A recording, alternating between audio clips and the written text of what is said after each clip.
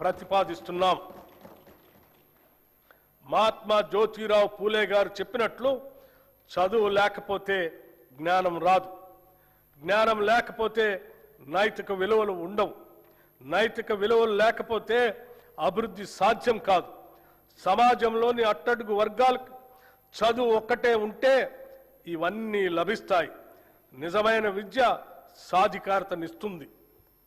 Young India integrated residential పాఠశాల ఏ దేశ భవిష్యత్తు అయినా విద్యతోనే నిర్మితమవుతుంది. ఈ సత్యాన్ని గుర్తించిన ప్రభుత్వం విద్యారంగంలో చారిత్రాత్మక మార్పులు తీసుకొచ్చే దిశగా అడుగులు వేస్తుంది. నాణ్యమైన నైపుణ్యం కలిగిన విద్యను అందించాలనే సంకల్పంతో అన్ని అసెంబ్లీ నియోజకవర్గాల్లో యంగ్ ఇండియా ఇంటిగ్రేటెడ్ రెసిడెన్షియల్ పాఠశాలని మంజూరు చేయాలని నిర్ణయించాం.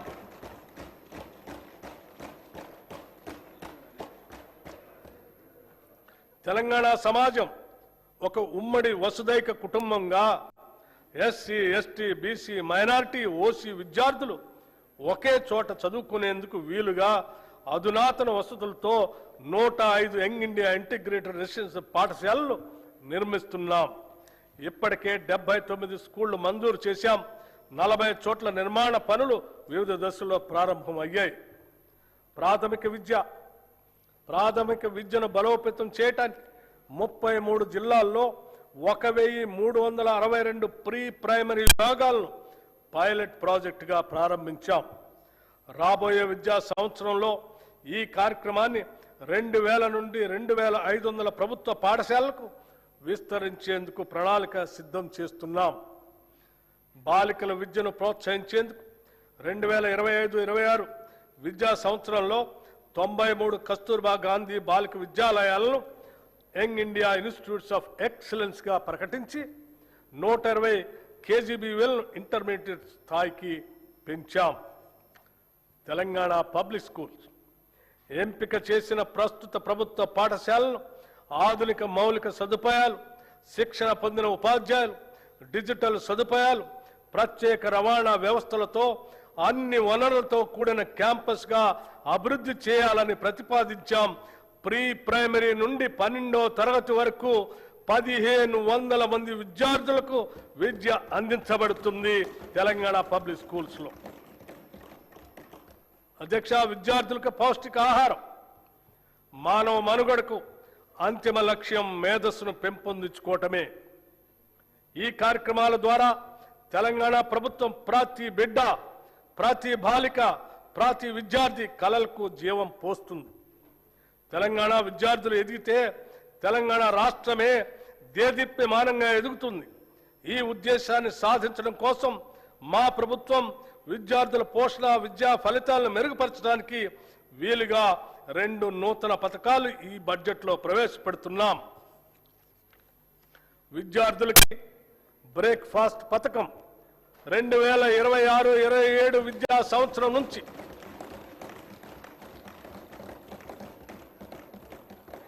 2026-27 విద్యా సంవత్సరం నుంచి ప్రీ ప్రైమరీ నుండి ఇంటర్మీడియట్ వరకు చదువుతున్న విద్యార్థులకు నాణ్యమైన పోషకాలతో రాష్ట్రంలో నూతనంగా బ్రేక్ఫాస్ట్ పథకాన్ని ప్రారంభించేందుకు ప్రభుత్వం నిర్ణయించింది. ఈ బ్రేక్ఫాస్ట్ లో ప్రతి విద్యార్థికి వారానికి అల్పాహారంతో పాటు 3 రోజులు పాలు మరియు మిగతా 3 రోజులు రాగి జావా అందిస్తాము.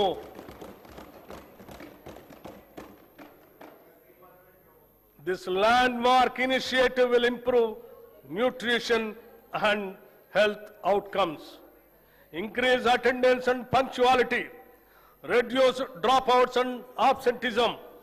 It will ease the burden on working parents. In simple words, no child in Telangana should begin a school day on an empty stomach. This is a watershed reform for student welfare. This breakfast initiative will not only nourish bodies, it will nourish the future of Telangana.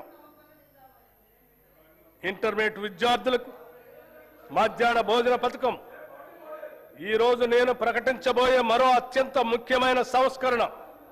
ప్రభుత్వ junior కళాశాలల్లో intermediate అభ్యసిస్తున్న మన విద్యార్థులకు కూడా ఇకపై నూతనంగా మధ్యాహ్న భోజన పథకాన్ని విస్తరిస్తున్నాం. విద్యార్థుల సంక్షేమం కోసం మనం తీసుకుంటున్న చర్యల్లో ఇది ఒక సరికొత్త అధ్యాయానికి నాంది. కౌమార దశ అనేది ఎంతో కీలకమైన దశ.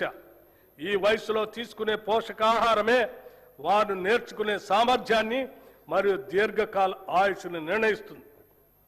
అధ్యక్ష, ఈ రెండు పథకాలు ఈ రాష్ట్రంలో అద్భుతమైనటువంటి మానవీయ కోణంతో తీసుకున్నటువంటి గొప్ప నిర్ణయాలను చెప్పడానికి ఎటువంటి సందేహం లేదు. మా ప్రభుత్వం విద్యార్థులు మరియు వారి సాధికారిత పట్ల అత్యంత సిద్ధతతో ఉంది.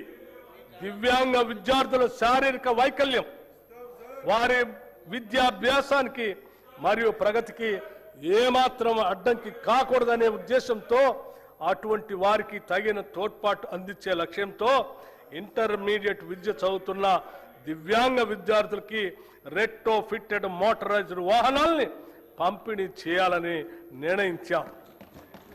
రాష్ట్రంలోని అన్ని వసతి గృహాలు, గురుకుల విద్యా సంస్థల్లోని వంటశాలల అపరిశుభ్రత వలన విద్యార్థులు అనారోగ్యం పాలవుతున్నారు. దీనిని దృష్టిలో ఉంచుకొని ఆ వంటశాలల నిర్వహణలో వస్తున్న ఇబ్బందులను అధిగమించడానికి ఈ బడ్జెట్లో ఆధునీకరించడానికి మా ప్రభుత్వం నిశ్చయించింది.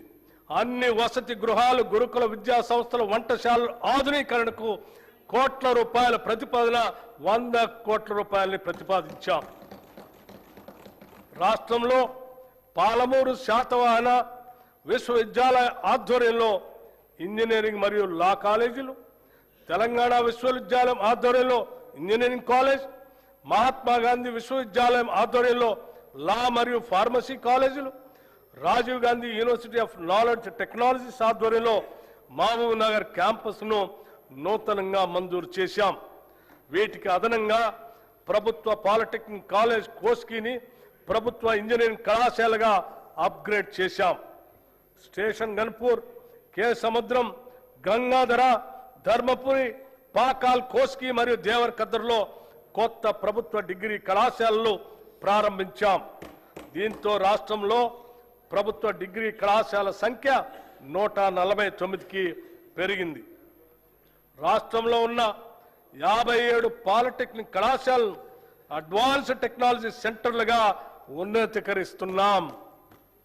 యువతను భవిష్యత్ ఉద్యోగ అవకాశాలు కల్పించడానికి, ఎంటర్ప్రెన్యూర్లుగా ఎదగటానికి వీలుగా పాలిటెక్నిక్ కళాశాలలో 15 కొత్త కోర్సులు 2026-27 విద్యా సంవత్సరంలో ప్రారంభిస్తున్నాం.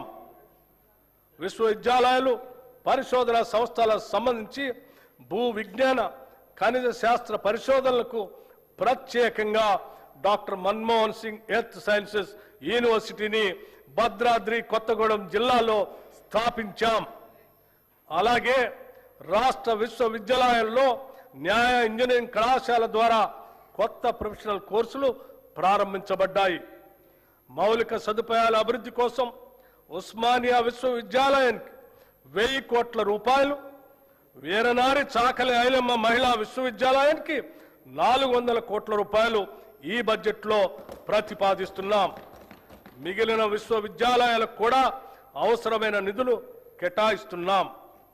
స్కిల్ యూనివర్సిటీ నేటి పోటీ ప్రపంచంలో పరిశ్రమలకు అవసరమగు నైపుణ్యాలున్న మానవ వనరుల కొరత నెలకొని ఉంది.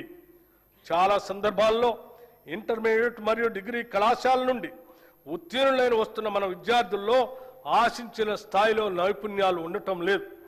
అలాగే అధునాతన ప్రత్యేక నైపుణ్యాలు అవసరమైన ఉద్యోగాలకు వారు పూర్తి స్థాయిలో సిద్ధంగా ఉండటం లేదు. ఈ అంతరాన్ని పూడ్చాలనే దార్శనికతతో అటు విద్యావంతులను, నిరుద్యోగ